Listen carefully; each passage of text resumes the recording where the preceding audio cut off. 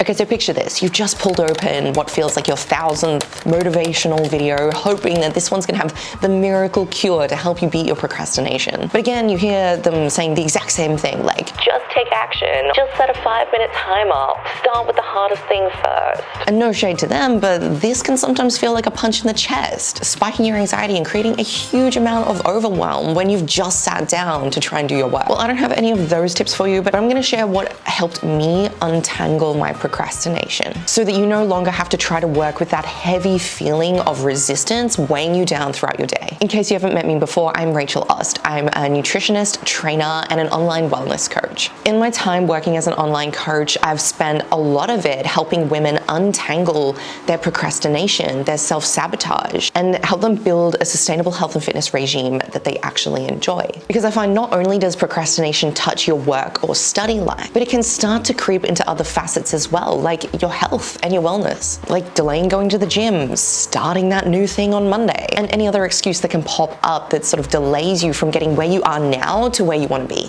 Dr. Tim Peachel, who is a professor of psychology and a member of the, get this, procrastination research group, stated that procrastination is an emotion regulation problem, not a time management problem. This is why advice like just do the thing can actually be more harmful than helpful to someone who is finding themselves procrastinating. Because you already know you're not doing the thing that you want to do. And this is going to make it feel like you just have to power up to a certain level of willpower so that you can just do the thing. And in order to try and power up to that level, we're going to create a lot of psychological and physiological stress on our bodies. And this is actually going to have the opposite impact to what we're looking for. The biology of stress and the biology of willpower are completely incompatible. So anytime that we're under chronic stress, it's actually going to be harder for us to tap into that willpower. Even more than just that, stress is also going to make us focus solely on the short term. We're not going to be looking at the big picture if we're stressed out. So then let's talk about why you might be procrastinating.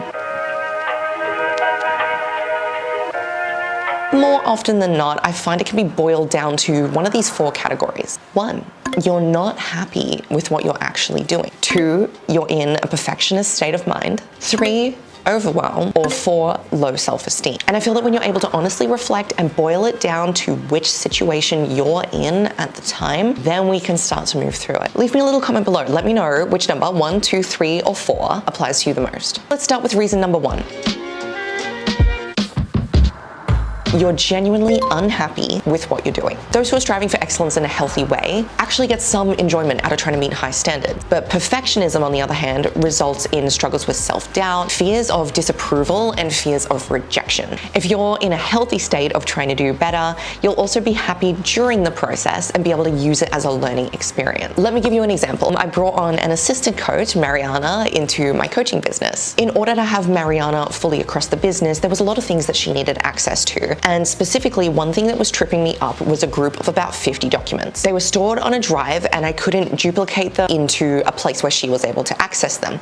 So this meant that I had to go and manually create new files, which she was able to access and transfer that data across sheet by sheet. 2 weeks went by and I had done less than half of them. Every time that I saw it pop up in my to-do list, I would shuffle it to another day. I was procrastinating it. So one morning I sat down and I gave myself a few minutes and I realized that I wasn't happy with the internal ecosystem of the business. As the business was growing, our documents were scattered across our personal training software, Asana, Google Docs, Google Sheets, and a drive. And in my head, like trying to visualize all that information, it felt like a collage that had been made by a 5-year-old. So I gave myself the chance to think about it and go, okay, well, let's try it another way. And in 2 days, while I was sick with a spicy cough, mind you, which is why my voice is still a little bit off, but within 2 days, I was able to migrate all of those documents plus the entire business setup over to Notion. If you are procrastinating because you know there is a better way that you can do something, I urge you to spend a little bit of time in some peace and quiet and let your brain tell you what it actually wants to do. Trying to force yourself to continue to do something the same way over and over again when you're not making any headway on it is actually just going to lead to more frustration. And it can even be holding you back from creating something better. So until you open that window of possibility of entertaining the idea, hey, can I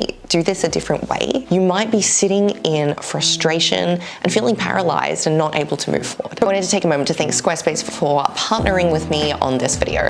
They're an all-in-one website builder and host that I use for my website Eat, Run, Lift. They make the whole web design experience so easy. They've got these gorgeous custom templates you can use, and then you can go and fill in your branding. You can also use your website for blogging or e-commerce, and they have all the tools that a business owner would need set up in the back end of the website, so you can just get connected and get started straight away. So if you want to give them a go ahead, set up your website, and when you're ready to launch it and put it live, use the URL I've got on the screen, and that will give you a discount off your first purchase. Procrastination can also be a symptom of perfectionism.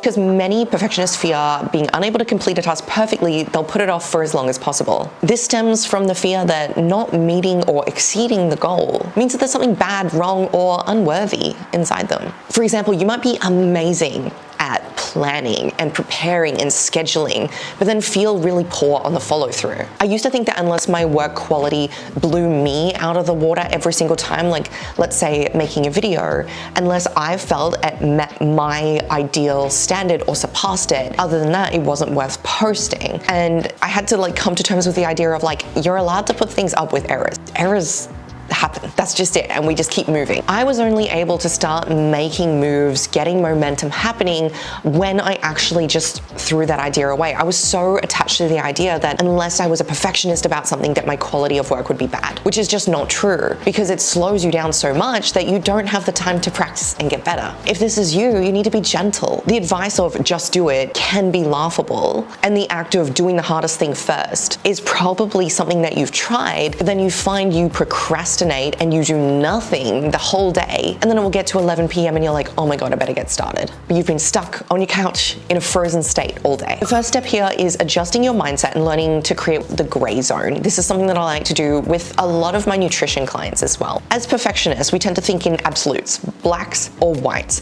If it's not 100%, then I'm bad at what I do. If I mess up my food today, then the whole day doesn't matter and I'll start again tomorrow, next week, Monday. Therapy was actually a really big tool for me to be able to learn how to create that gray zone and untangle my self-worth from what I perceive to be ideal or not, and accept that my work output or the things that I create don't actually have to impact how I feel about myself. Once you have a process in place to help you create that gray zone, find it's helpful from the perfectionist perspective to have immovable deadlines, not just for the final big overarching project, but also for the steps along the way. This is a little bit easier when you're in an institution like university or school where someone else will set the deadlines for you. But if you're working on a personal project like an art project, or you're launching your business, you need to give yourself some deadlines, or you're always going to be caught up trying to fix those little details, those little loose ends, and it's never going to feel good enough to actually just press go. Now, if your procrastination is coming from feeling overwhelmed, perhaps the task isn't clearly defined, or maybe it's just downright frustrating. I'm sure most of us know that feeling overwhelmed can lead to that stuck state of paralysis. This in turn will then increase our stress and increase our anxiety, and like I mentioned before, then we're going to be stuck and we can't make a decision. To leap over the paralysis, a little hack that I have is skipping the first step.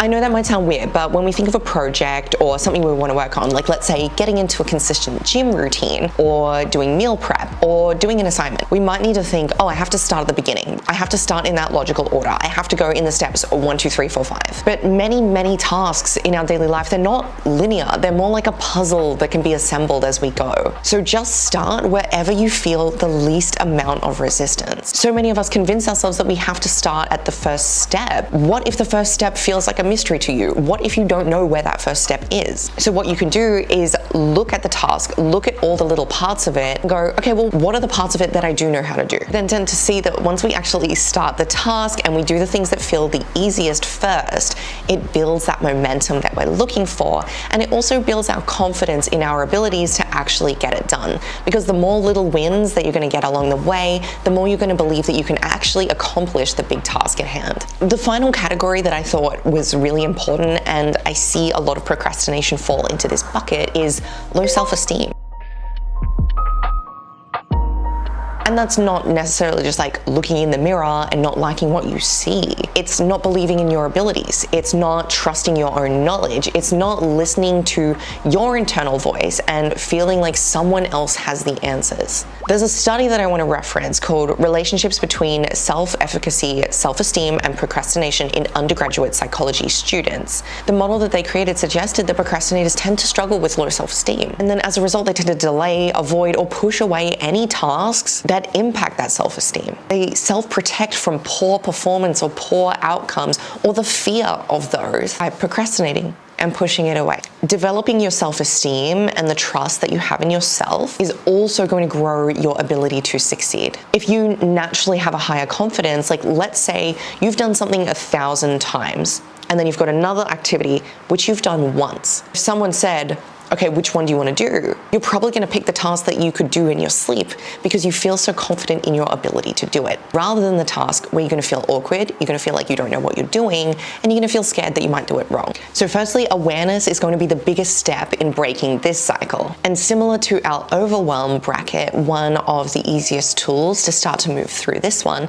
is, again, pick something. It doesn't need to be in a linear order. Pick something that you're somewhat familiar with so you know where to start making steps. Sometimes what I like to do when I'm working on a particularly big project is I like to break it down into all of its parts. So let's say that I was working on building out a course. Something that I'm going to do is go, okay, for the course, what do we need? We need the content for the course. So what are the topics that need to be covered? Where's the research? And then what do I need to actually make that content? Do I need to record it on a video? Do I need to voice record it? Or do I need to write it as text? The next thing that I need to move into is also a promotion checklist. Essentially taking the huge task, breaking it down into its chunks, and then I'm going to be moving into the area first, which is the easiest for me to accomplish. So for me, I love doing the little bits of web design things, and I love building out online environments. So maybe I'm going to actually go and build out the course structure in our course system first, and that way I can go through, and as I create the content for it, I can start to fill it in. Wherever you're at, start where feels most familiar. If you're feeling like you're stuck in procrastination right now, don't go and click on another video. Literally go, pull up a notebook, pull up notes in your phone, whatever you need to do, break down the task, and then pick the one that feels easiest and go from there.